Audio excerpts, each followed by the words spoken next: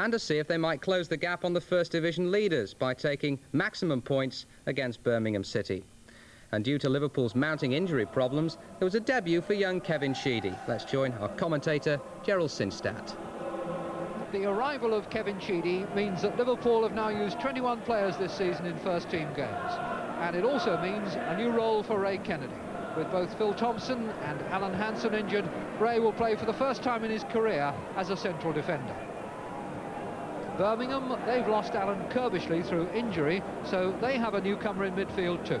He's 18-year-old Ian Handysides, whose only previous first-team appearance was a substitute against Southampton last month.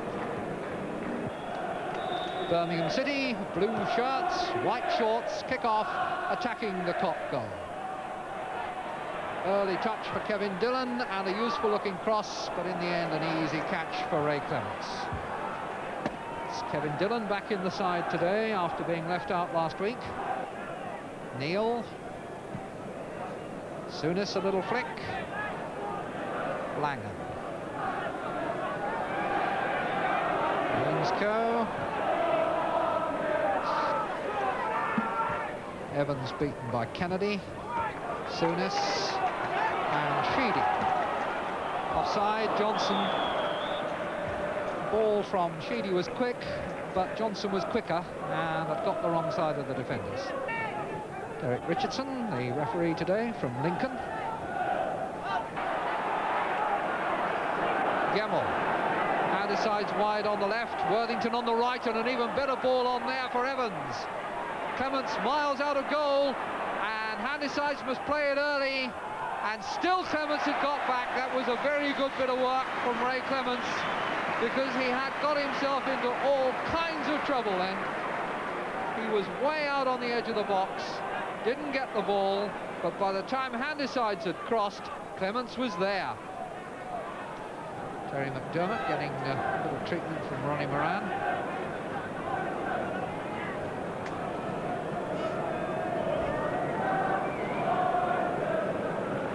Liverpool's substitute is Jimmy Case. Made his 250th appearance for the club last Saturday at the Hawthorns.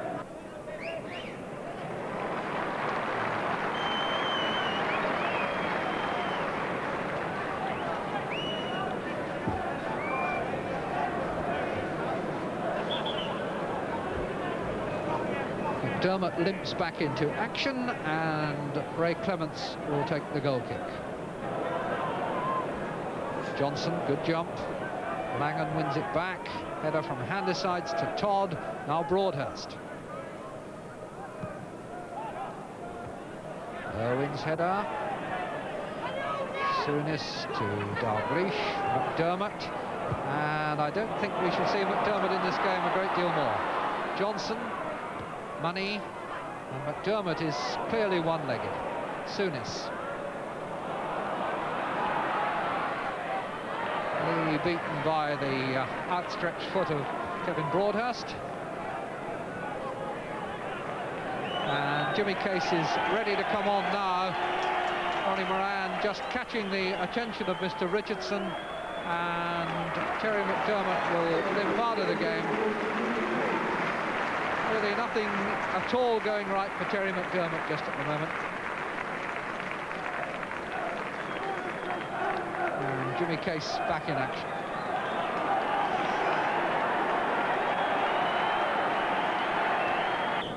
Irwin reaching over Worthington and in fact holding him down. Gemmell to Dillon for Birmingham. Langan. And Gallagher, and then Dillon off balance, and predictably the ball well over the top. Richard Money filling in at left back, although normally a right-sided player. Sheedy. Dalglish on nicely for Johnson, and Johnson in off the post. 1-0, and a very good goal it was too. Dalglish, Johnson, and that was that. First time touch. Johnson with a thigh, the outside of the right boot, the inside of the post, and that's the first goal of the game. 25 minutes gone. Nice little bit of service there from Kenny Dalglish, and a good bit of finishing from David Johnson for his 11th goal of the season.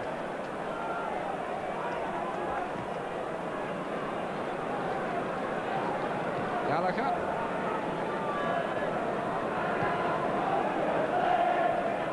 Header from Evans. Kennedy.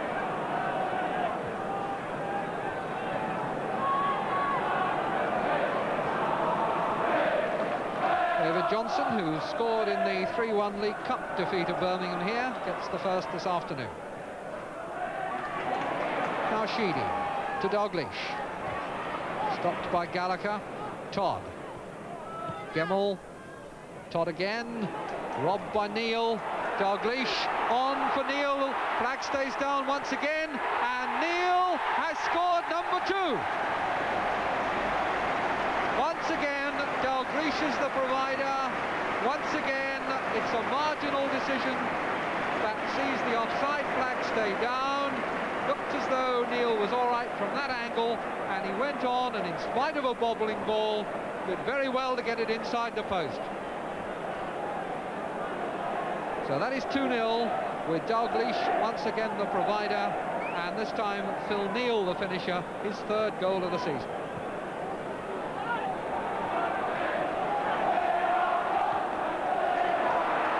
Dalglish, Johnson,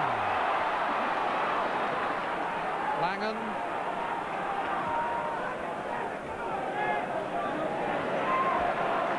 Money,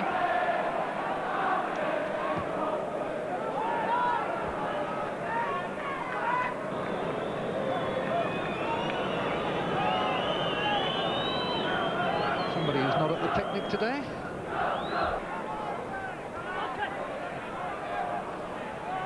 Dillon lifting it over the top very cleverly for Langan, and Langan crossing well. Ainscough, good catch by Clements.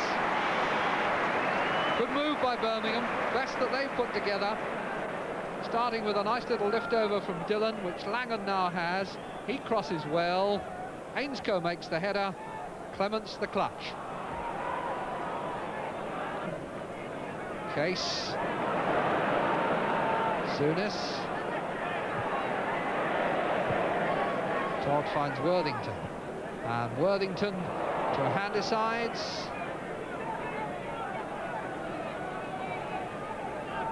Gemmell, Evans, Handysides. Worthington near post, turning it back, and Evans makes it 2-1. Irwin and Kennedy get to their feet, looking at each other, and wonder how Evans had time to take that on his chest and put it away. And decides the cross. Worthington had gone to the near post for the header, turns it back, and as the defenders come, Evans knocks it into the corner. So the marking wasn't tight enough, and Tony Evans gets his 3rd goal of the season. And he gets it once more in the 4th minute that Mr. Richardson is adding on in this first half. Gemmell.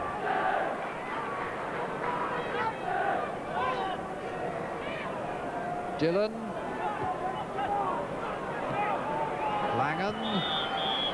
And after 4 minutes of injury time, Mr. Richardson sends them in with Liverpool leading 2-1. Kenny Dalglish, the provider, who set up both the Liverpool goals, and it'll be worth looking again in particular at the first, so well finished off by David Johnson. Sheedy. Dalglish on nicely for Johnson, and Johnson in off the post. 1-0, and a very good goal it was too. 2-1, it is at half-time, and as we start again, the referee checks that the Birmingham substitute is in fact Don Givens. He's come on in place of Frank Worthington for the second half. Liverpool kick off, and the ball played wide to Neil. Lee. Todd.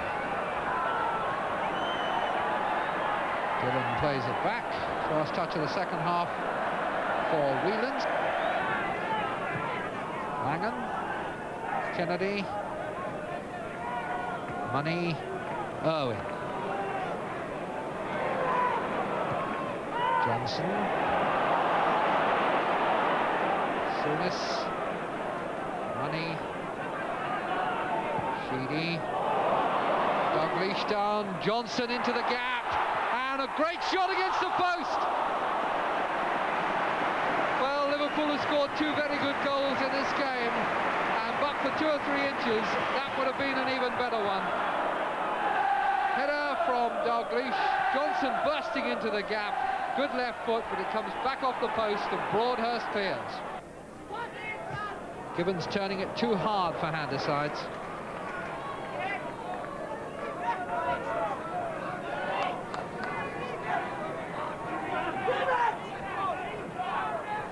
Irwin, pass that was meant for Lee, but was easy for Handysides. He had the angle for a shot, instead tried to set it up for Gemmell. Gemmell to Evans, and Evans again. And he's angry with himself because he really had the clear chance for a goal there. You give credit to Ray Clements for having got the angles right, but even so, I think we shall find here that Evans had diddled himself a bit of space and didn't take full advantage of it.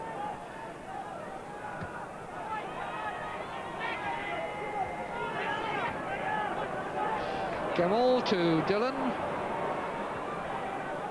Langan. Gemmell. And off money for a corner.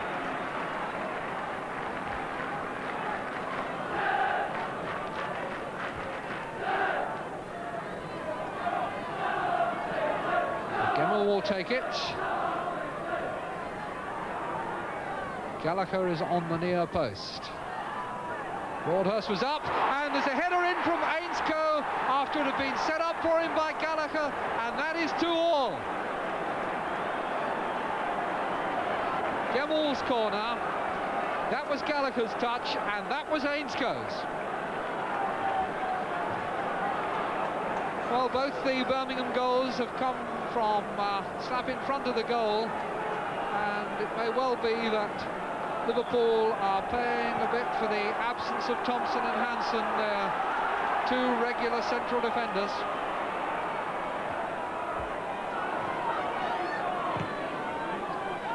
Birmingham back in the game here at 2-all. Now Lee, could it soon be 3-2? Whelan's got in the way and it remains 2-all. And it's a goal kick into the bargain.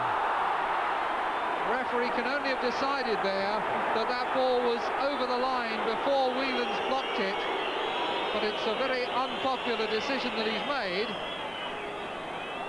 Lee gets in.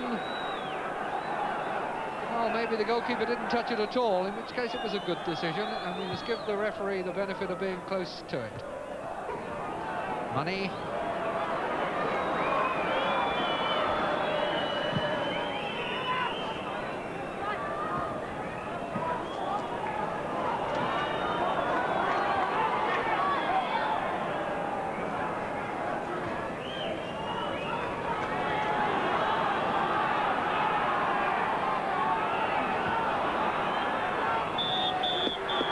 So Liverpool have lost the advantage that Johnson and Neal gave them.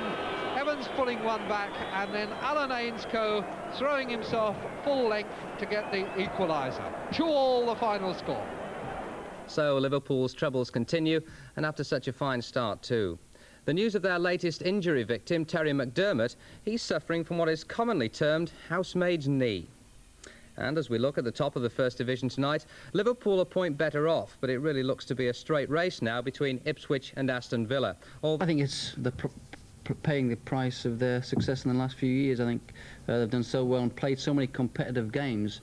I think the players are getting stale with so many games, and the injuries that they're having, they're catching up with them in actual fact. Do you think that's affecting anyone in particular?